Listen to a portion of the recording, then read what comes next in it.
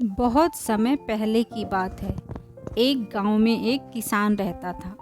उसके पास 2 घड़े थे।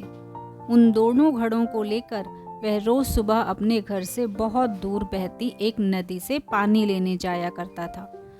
पानी भरने के बाद वह उन घड़ों को एक बांस की लकड़ी के दोनों सिरों पर बांध लेता और उसे अपने कंधे पर लादकर वापस घर तक लाता था। हर सुबह उसकी यही दिनचर्या थी। दोनों घड़ों में से एक घड़ा सही सलामत था, लेकिन दूसरा घड़ा एक जगह से फूटा हुआ था।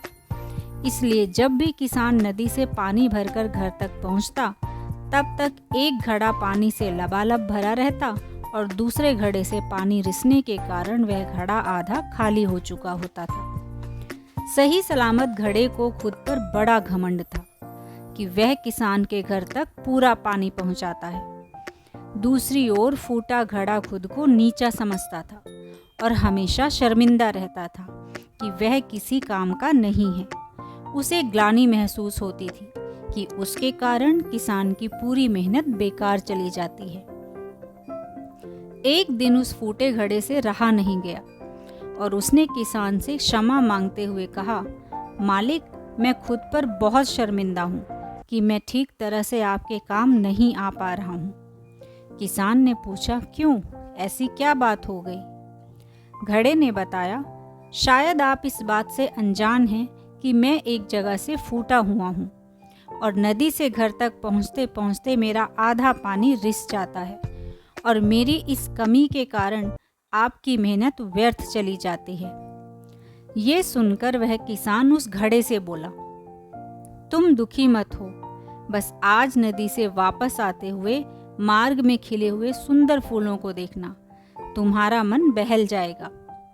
फूटे घड़े ने वैसा ही किया। वह रास्ते भर सुंदर फूलों को देखता हुआ आया। इससे उसका विचलित मन शांत हो गया।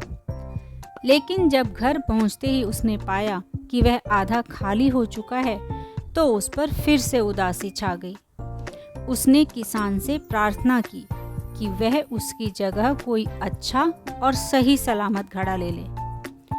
यह सुनकर किसान बोला, क्या तुमने ध्यान दिया कि बांस के जिस सिरे पर तुम बंधे रहते हो, केवल उसी ओर के मार्ग में सुंदर फूल खिले हुए हैं, जबकि मार्ग के दूसरी ओर सूखी जमीन है।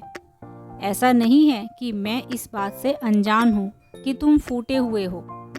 यह बात जानते हुए ही मैंने मार्ग के उस ओर सुंदर और रंग बिरंगे फूल लगा दिए थे। जब मैं नदी से पानी भरकर लाता हूँ, तो तुम्हारे द्वारा उन फूलों को पानी मिल जाता है और वे सदा उस मार्ग को हरा भरा और सुंदर बनाए रखते हैं। तुम्हारे कारण ही वह मार्ग इतना सुंदर हो पाया है, इसलिए तुम खुद को कम मत आंको। सच है, कोई भी इंसान ऊंचा या नीचा नहीं होता। इस दुनिया में हर किसी को एक रोल मिला हुआ है जिसे वह बखूबी निभा रहा है। इसलिए जो जैसा है, हमें उसे वैसा ही स्वीकारना चाहिए और उसकी कमजोरियों के स्थान पर उसकी अच्छाइयों पर ध्यान देना चाहिए।